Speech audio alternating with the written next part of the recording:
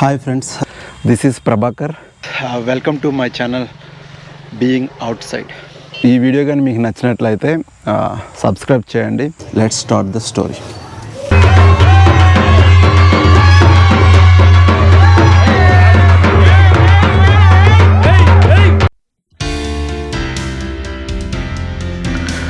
ఇప్పుడు మనం వెళ్ళబోతుంది శ్రీ శ్రీ శంబరి పోలమాంబ అమ్మవారి జాతరకి.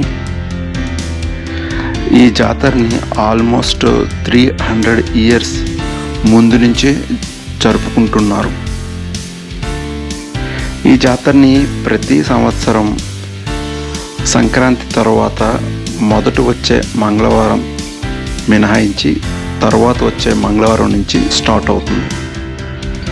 ఇలా ఈ జాతర ఆల్మోస్ట్ 10 వీక్స్ 10 వారాలు ఈ జాతరని జరుపుకుంటారు.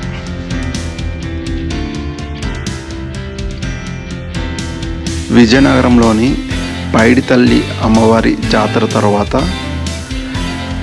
అతి పెద్దగా జరుపుకునే మరో జాతర.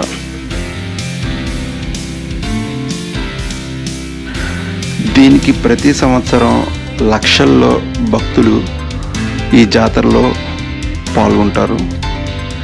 మన ఇండియాలోనే గిరిజనులు జరుపుకునే జాతరలో ఇది కూడా టాప్ 10లో ఒకటిగా ఉంటుంది. ఈ శంబరి పోలమాంబ జాతరకి రావాలనుకుంటే మనకి వైజాగ్ నుంచి స్టార్ట్ అయితే వైజాగ్, విజయనగరం, రామభద్రపురం మీదుగా సాలూరు నుంచి శంబరిని చేరుకోవచ్చు. మనకి పార్వతీపురం మక్కువ గుండా కూడా వేరే దారి ఉంటుంది శంబర్ చేరుకోవడానికి.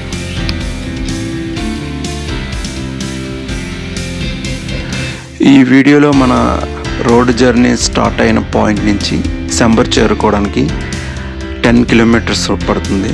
ఈ 10 కిలోమీటర్స్ దారి పొడుగున ఈ శంబర్ని చేరుకోవడానికి కాలినడకనే భక్తులు రావడం మీరు చూస్తూ ఉంటారు.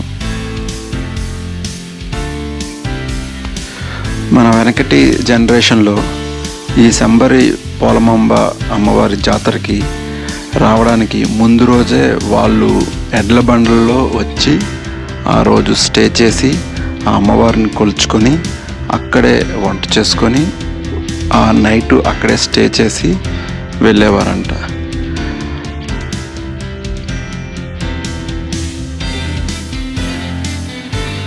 మీకు జాతరతో పాటు ఈ రోడ్డు కూడా చూపించడానికి కారణం ఏంటంటే ఈ శంబర్ని చేరుకోవడానికి ఈ రోడ్డు ప్రయాణం కూడా చుట్టుపక్కల చాలా మంచి నేచర్ ఉంటుంది.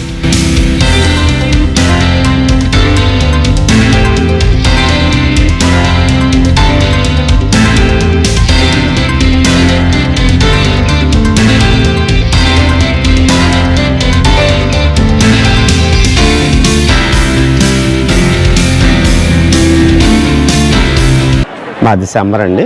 తాతలు మా తాతయ్యాల తండ్రుల నుంచి మాకు చెప్పిన విషయం ఏంటంటే, ఒకప్పుడు ఈ అమ్మవారు అనేవారు. మాకు చిన్న విషయం ఏంటంటే, మాకు పక్కింట్లో జన్నివారు అనేసి ఉండేవారండి. వాళ్ళు దొరలండి. అయితే వాళ్ళకి పిల్లలు లేరండి. ఒక భార్య భర్తలు పిల్లలు లేరండి. పిల్లలు లేకపోతే వాళ్ళ ఇంట్లో ఒక దేవత ఈ ఊరిని కాపాడడానికి వచ్చింది. వచ్చాక ఆవిడ ఇంట్లో వచ్చేసి ఉండేదట. ఉండి ఇది పొలం పనులకి వెళ్ళేటప్పుడు ఒకరోజు ఎవరో గాజులు అమ్ముకోవడానికి ఒక ఆయన వస్తే ఇంటి నుంచి ఒక అమ్మాయి పిలిచిందట. పిలిచి నాకు గాజులు కావాలని చెప్పేసి అడిగిందంట. ఆయన గాజులు ఇచ్చాడు. అయితే అమ్మ డబ్బులు కావాలంటే మా అమ్మ నాన్న ఇస్తారని చెప్పేసి అన్నదంట. వాళ్ళు పొలాలకి వెళ్ళి పని చేసుకుని వచ్చాక, అమ్మ మీ అమ్మాయి గాజులు తీసుకుంది, నా డబ్బులు కంటే మాకు పిల్లలు లేరబ్బా, మేము ఎక్కడ గాజులు తీసుకున్నామని చెప్పేసి ఇలా అన్నారట. అయ్యయ్యో తల్లి, నేను పేదోడిని, మీరు అలాగనేస్తే ఎలాగని చెప్పేసి అంటే వెంటనే వాళ్ళ ఇంటి మీద నుంచి గాజులు ఇలాగ చెదకొట్టుకొని విడిపోయి కింద పడిపోయేటండి. అప్పుడు వీళ్ళు డౌట్ వచ్చిందట, అయ్యో మా ఇంట్లో ఎవరో ఉన్నారు, మరి గాజులు ఎవరు కొన్నారు అని చెప్పేసి ఏదోలాగా ఆయన డబ్బులు ఇచ్చి పంపించారట ఆడుకుంటా. కొన్ని రోజులు పోయాక మాది బొబ్బులు దగ్గరండి. అప్పుడు మాది బొబ్బుల రాజులు పరిపాలన అట్టండి. బొబ్బుల రాజు పరిపాలనలో ఏం జరిగేదంటే, ఈ భూములన్నీ దున్నించడానికి అందరూ ఎడ్ల బండు కట్టుకొని ఏర్లతో అప్పుడు దున్నేవారండి. ఆ దున్నడానికి అందరూ ప్రతి ఇంటికి ఒక ఏరు పూసుకొని వెళ్ళి ఆ రాజుగారి భూములు దున్నాలి. ఆ టైంలో ఏం జరిగిందంటే, రే జన్యుడా నువ్వు కూడా రావేటంటే నా దగ్గర ఎడ్లు లేవు, నేను అలా రాను, నాకు రాజుగారు చంపేస్తారేమని అంటే వెనకాతల వెంటనే 2 పుళ్ళు ఉన్నాయటండి. 2 పుళ్ళు ఉంటే ఆ పులుల్ని ఏరుగా పూసుకొని ఆయన వెళ్ళాడట. అప్పుడు అక్కడ ఉన్న పశువులు ఆవులు ఇవన్నీ పారిపోతున్నాయటండి. పారిపోతే రాజుగారు చూసి, ఒరే బాబు ఇదేట్రా బాబు, నువ్వు ఆవులు తోలుకొని రమ్మంటే పులుతో వచ్చావని చెప్పేసి అని అంటే, ఒరే బాబు నువ్వు రావద్దు, నువ్వు రాకపోతే నేను ఏం అనుకుంటాను ఆయన వెళ్ళిపోయానంటే ఆ పులులు వెంటనే వదిలేస్తే కొండ మీదకి వెళ్ళిపోయి మా శంబర్ దగ్గరలో కొండ ఉంటుందండి. ఆ కొండ దగ్గర మీదకి వెళ్ళిపోయి ఒక 2 బండరాలుగా మారిపోయండి. వాటిని పోతుగొడ్రాలు అని అంటారండి. అంటే 2 పుల్లిళ్ళు అక్కడ ఇదిగా ఉన్నాయండి. ఆ తర్వాత ఇదంతా జరిగాక అప్పుడు ఈ అమ్మ నాన్న కలిసి, అమ్మ నువ్వు ఎక్కడున్నావు, నాకు కనిపించు, నువ్వెవరివి, ఎందుకు మా ఇంటికి వచ్చావు అని బతిమలాడితే అప్పుడు ఆ అమ్మాయి, నేను ఈ ఊరు కాపాడడానికి వచ్చాను, మీ ఇంటికి వచ్చాను, నేను మీ ఇంట్లో ఉంటాను అని చెప్పేసి నన్ను కులదైవంగా మీరు భావించండి అని చెప్పేసి అన్నదట. అన్నాక అలా కాదమ్మా, నాకు పిల్లలు లేరు, నా ఇంటికి ఎలాగ వచ్చావు కదా, నా పిల్లలు లేరనే కదా వచ్చాను అంటున్నాము, నీకు పెళ్లి చేస్తామని చెప్పేసి చెప్పారటండి. అయితే పెళ్లి చేయడానికి మా ఊరు దగ్గరలో మామిడిపల్లి అనేసి ఒక ఊరు ఉందండి. ఆ ఊరు సంబంధం కూడా చూస్తారు. ఆవిడకి సంబంధం చూస్తే అంతా రెడీ అయిపోయింది. ఈవిడ ఒప్పుకుంది, మా అమ్మ నాన్న సంతోషపెట్టాలని ఒప్పుకుందండి. ఒప్పుకున్నాక ఈ అమ్మవారిని పెళ్లి కూతురుగా తయారు చేసుకుంటే మా ఊరు నుంచి ఏరు దాటాక కొంత దూరం వెళ్ళాక ఈవిడ దేవత కదండి, ఏదో అమ్మ నాన్న కోసం ఒప్పుకుంది. అయితే ఈవిడ దేవత కనుక పెళ్లి చేసుకోలేదు కదండి. అయితే ఒక సగం తావుకి వెళ్ళాక అమ్మ నాకు కొంచెం పక్కకి వెళ్ళాలి, నా పర్సనల్ ప్రాబ్లం ఉందని చెప్పేసి పక్కకి వెళ్ళిందటండి. వెళ్ళాక భూదేవతను మొక్కి, అమ్మ నేను ఇక్కడ వచ్చిన పని అయ్యింది, నేను ఈ ఊరిని ఇక్కడ నుంచి నేను కాపాడుతాను, నన్ను తీసుకెళ్ళిపోనంటే వెంటనే భూమి 2 ముక్కలు అయ్యాక లోపలికి వెళ్ళిపోయిందటండి అమ్మవారు. ఆవిడ లోపలికి వెళ్ళిపోతున్నప్పుడు టైంలో సగంకి వెళ్ళేసరికి సరే కొంచెం మెడ ఇలా కనిపించే టైంకి వీళ్ళు మేనత్త గారు ఒక ఆవిడ ఉంటుందండి, ఆవిడ కూడా పెళ్ళి అవ్వలేదు. ఆవిడ ఏం చేసిందంటే ఏటి ఇంకా రాలేదని చెప్పేసి వెళ్ళిందటండి. వెళ్ళేసరికి ఆ అమ్మవారు కింద దిగిపోతుంటే, అమ్మ తల్లి నువ్వు దేవతవా, ఎంత భూమిలోకి వెళ్ళిపోతున్నావా, భూదేవలో కలిసిపోతున్నావా, నన్ను కూడా తీసుకెళ్ళిపో, ఈ జనాల మధ్య నేను బతకలేను అని చెప్పేసి ఆ పెద్ద అమ్మవారు అడిగారట. అయితే రాత్తని చెప్పేసి ఆవిడని కూడా తీసుకెళ్ళిపోయిందండి. ఆవిడని తీసుకెళ్ళిపోయి ఇద్దరు కలిపి భూలో ఇదైపోయింది. అప్పుడు జనాలందరూ, అమ్మ వీళ్ళు దేవతలు, మా ఇంట్లో పుట్టిన దేవతలు, మా ఊరు కాపాడడానికి వచ్చారని చెప్పేసి హ్యాపీ ఫీల్ అయ్యి ఇక్కడి నుంచి దేవతలు అని చెప్పేసి హ్యాపీగా ఇక్కడి నుంచి ఇళ్ళ ముక్కోలని మా ఊరు జనాభా అంతా అనుకుంటారు సార్.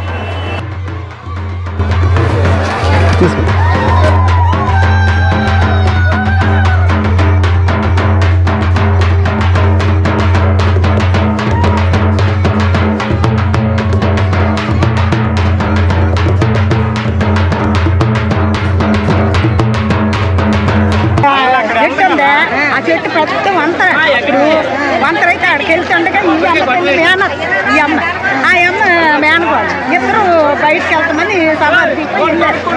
ఆ జంటలు మంచి 2 బడుగుల్లోనే ఈ తల్లి చచ్చిపోయి ఆ తర్వాత మేన తెలియదు. ఇదేటమ్మా నా మేనగోడు లేదనుకోండి, తేగోలే బాబా నీ బాగా కొన్నానా, భూమి ఇచ్చిపోయి ఆ అమ్మ కూడా వెళ్ళిపోయింది. ఒళ్ళు చల్లు అప్పుడు ఆ అమ్మ వెళ్ళిపోతారు. ఏం చేసిందంటే ఈ అమ్మ ఆ అమ్మ అక్కడ ఉన్నాడు, ఎవరో పక్క మాంసం ముట్టుకెళ్ళిపోతాడ. ఆ అమ్మ కూడా తెల్లి మేనగోళ్ళ అల్లలు మాంసం ముట్టుకుపోతుంటే నన్నది, సిద్ధూరు మరుగురలా అలాంటి వారికే నిన్ను ముంత ఎక్కడికి ఇస్తాను, నువ్వు అక్కడ ఉండి అన్నది. ముంత అక్కడి నుంచి ఇక్కడికి ఇస్తే ఎక్కడ అడివేనట్టు ఇదే ఊరు అయిపోయింది. అక్కడ అనమాట ఆ అడవిలో అనమాట ఈ ముంత పడ్డది. అక్కడ ఈ అమ్మ గుడి కట్టారు. అప్పుడు ఇదంతా ఊరు అయింది. పెద్దమ్మవారు చిన్నమ్మవారు అని ఎందుకు వస్తుందంటే, పెద్దమ్మవారు అనేవారు మా స్వయాన మా అమ్మవారి తాలూకా మేనత్త గారు. అయితే ఆవిడ ఏం చేసిందంటే, ఒకరోజు వీళ్ళిద్దరూ దేవతలు అయిపోయాక ఒక చెట్టు దగ్గర అలాగూ ఉంటుండగా ఒకరోజు వర్షం పడుతున్న టైంలో అంటే ఆడవాళ్ళ సమస్యలు ఉంటాయి కదండి, బయట ఉంటారు కదా. ఆవిడ వర్షం పడుతున్న టైంలో ఎక్కడ ఉండాలో తెలియక భయ్యానికి గుడిలో దూరిపోయిందండి. వెంటనే ఒక గుడి ఉంటే ఆ గుడి అంతా కూలిపోయిందండి. అప్పటి నుంచి మా అమ్మవారికి గుడి అంటే ఇష్టం లేదండి. నా వయసు ఇప్పుడు 38 సంవత్సరాలు సార్. నేను ఇంటర్మీడియట్ అంటే నాకు 20 సంవత్సరాల వయసు వరకు కూడా మా అమ్మవారికి పూరి గుడిసి ఉండేదండి. అస్సలు ఎప్పుడు గుడి కడదామని ప్రయత్నించినా సరే గుడి పడిపోయేదండి. ఎందుకంటే మా అమ్మవారికి ఎప్పుడైతే ఆ విషయం జరిగిందో అప్పటి నుంచి ఆవిడ గుడి అంటే ఒప్పుకోదండి. అలా చేస్తే మా ఊరు జనాభా ప్రయత్నించి అమ్మ మాకు మా ఊరు చాలా లక్షలాది మంది జనాభా వస్తారు, మరి నిన్ను పూరు గుడిసి నుండి మేము ఇల్లు కట్టుకొని మా ఇంట్లో మేము ఇలా ఉంటే మాకు విలువ పోతుందమ్మా, నీ గుడి కడతామంటే ఆవిడ ఒప్పుకోయేది కాదండి. ఎప్పుడు కూడా గుడి కడతామంటే అది పడిపోవడమే తప్ప ఇంకేం జరిగేది కాదండి. అయితే ఏదోలాగా మా ఊర్లో ఒక షావుకారి చనిపోయే ముందు నాకు ఆల్రెడీ 88 సంవత్సరాలు అయిపోయిందమ్మా. నేనైతే ఊర్లో మాటకాయను, నేనేం చేస్తానంటే నీ గుడి కడతాను, చంపుకో ఏడ్ చేసుకుని నీ ఇష్టం అమ్మ అని చెప్పేసి ఆయన పూనుకొని గుడి అంతా కట్టారండి. గుడి కట్టాక ఆయన గుడి కట్టిన రోజు శంకుస్థాపన అయిన రోజే ఆయన స్వర్గస్థులు అయ్యారండి.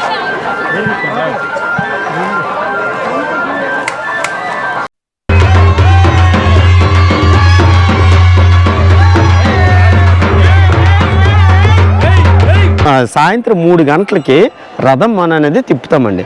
రథం మనం తిప్పడం అంటే ఏంటంటే, ఇప్పుడు దేవతని భూమి మీద చూడలేము, ఆకాశంలో చూడలేము. ఆకాశం మానవుడు వెళ్ళలేము, భూమి మీద మనం చూడలేము. కానీ అది ఎందుకు అలా చూస్తామంటే, గాలిలో చూస్తామంటే దేవత అక్కడ ఉంటుందని. ఎందుకంటే మనం దండం పెట్టేటప్పుడు కూడా ఇలా అంటాం, అంటే దాన్ని గాలిలో చూసినట్లు. అందుకు రథం మనం తిప్పుతారండి. ఆ అమ్మని ఆవిడట ఆకాశంలో కనిపిస్తుందని చెప్పేసి ఆవిడని చూడడానికి ఆ అమ్మ తాలూకా సంతానం ఎవరైతే ఉన్నారో ఈ జన్యులు వాళ్ళకి ఎప్పుడు మగపిల్లలు ఉంటారండి. ఎవరైనా సరే ఒక్కొక్క మగపిల్లడు ఉంటాడండి.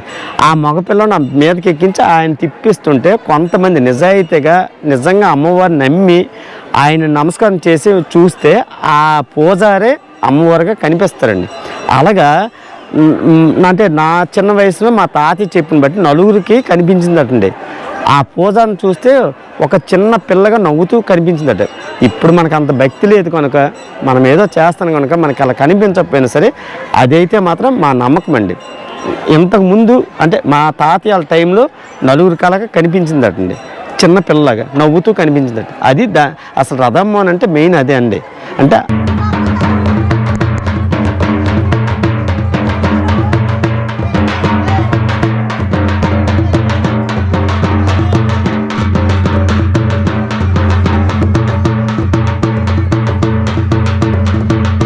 రథం మనం ఏ రోజైతే సరిగ్గా తిరిగిందో ఆ రోజు శంబర పోలమాంబ చాలా సంతోషించినట్టు.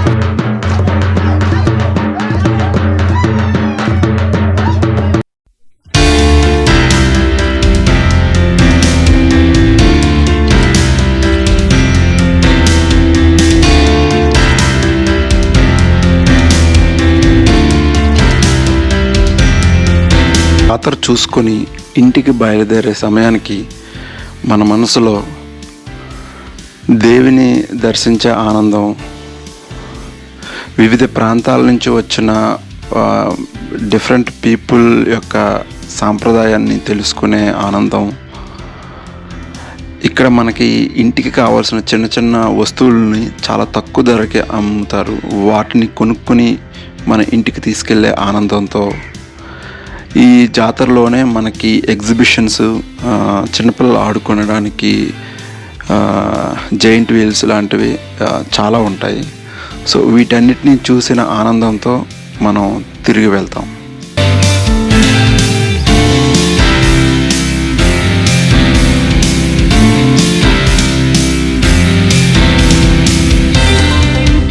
ఇంకొక రిక్వెస్ట్ ఎప్పుడులాగే, so share it, subscribe it, గంట కూడా నొక్కని మర్చిపోకండి. సో గంట నొక్కితే ఏమవుతుందంటే మీకు నా అప్డేట్స్ అన్నీ వస్తాయి. ఇంకా బాగా నచ్చితే మీ ఫ్రెండ్స్తో షేర్ చేయండి. మీకు ఇలాంటి వీడియోస్ మీ గ్రామంలో కానీ మీ చుట్టుపక్కల ప్లేస్లో కానీ లేదా మీకు ఇంట్రెస్ట్ ఉన్న ప్లేస్లో కానీ ఏమైనా నాకు సజెస్ట్ చేయాలనుకుంటే కామెంట్ చేయండి. నేను కంపల్సరీగా డెఫినెట్గా మీకు రిప్లై ఇస్తాను. Thank you.